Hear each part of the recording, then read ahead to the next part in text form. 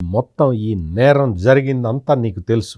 ఎందుకంటే మద్యం పాలసీని మార్చిందే నీ ఇంట్లో.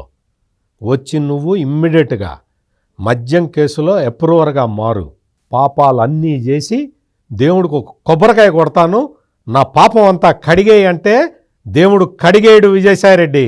దేవుడు అట్లా కడగడు.